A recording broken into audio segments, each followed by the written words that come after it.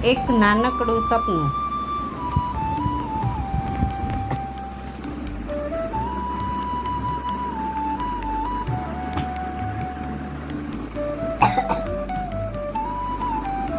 પ્રસ્તાવના.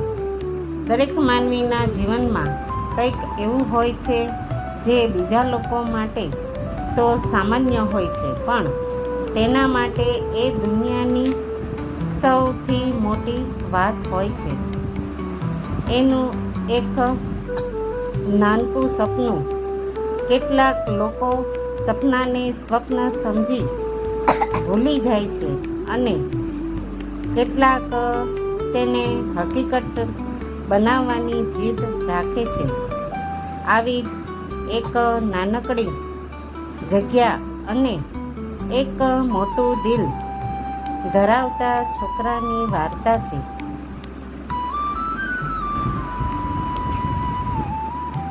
રાજની વાર્તા.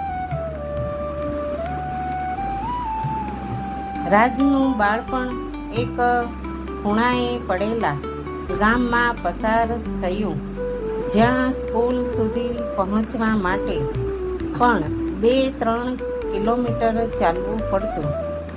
તેનો પિતા રોટલીના ટુકડાઓ કમાવા માટે મજૂરી કરતા, માતા ઘરમાં તૂટેલા વાસણો વચ્ચે પોતાનું ટુકડું મોં જાળવી રાખતી.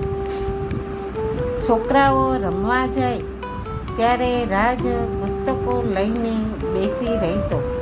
તેને ખબર હતી કે રમતું એક દિવસ છોડાવવું પડશે, પણ ભણતર સાથે જ સપનાને જીવી શકાશે. શહેરથી આવતા મહેમાનોના કપડાં, ગાડી અને ભાષા જોઈ રાજની આંખો ચમકી ઉઠતી. તેની અંદરથી કોઈક અવાજ આવતો, મારા માટે પણ એક દિવસ આવી દુનિયા બનશે. એક દિવસ પિતા બીમાર પડી ગયા. ઘરમાં પૈસાની તંગી વધી. રાજે જૂના કાગળ અને પાટા વેચી થોડી કમાણી શરૂ કરી. સ્કૂલ પૂરી થયા પછી રાજે નક્કી કર્યું કે તે શહેરમાં જઈને એન્જિનિયર બનશે. શહેર પહોંચીને તેણે એક સસ્તી હોસ્ટેલમાં રહેવું શરૂ કર્યું. દિવસ દરમિયાન કોલેજ અને રાત્રે હોટલમાં વાસણ ધોતો.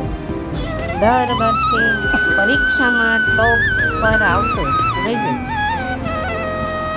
એક દિવસ તે મલ્ટીનેશનલ કંપનીમાં નોકરી માટે પસંદ થયો. સપનાનું બીજ ઉગતું ગયું. તેણે પોતાનું સ્ટાર્ટઅપ શરૂ કર્યું. થોડા વર્ષમાં જ તેનું નામ પત્રકારો સુધી પહોંચ્યું.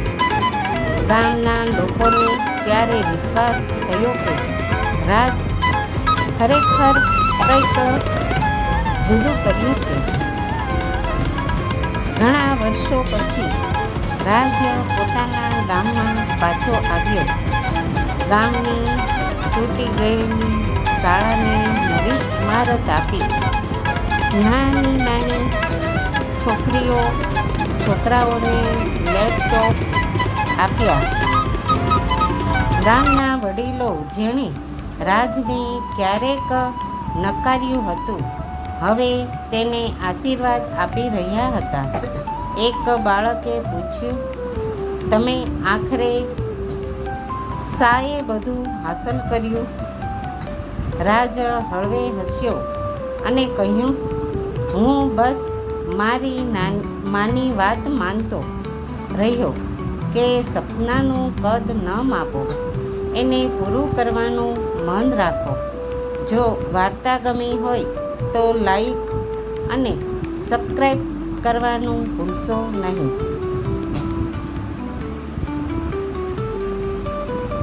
આવી ભાવાત્મક વાર્તાઓ લઈને ફરીથી તમારી સામે હાજર થશું. જય હિન્દ.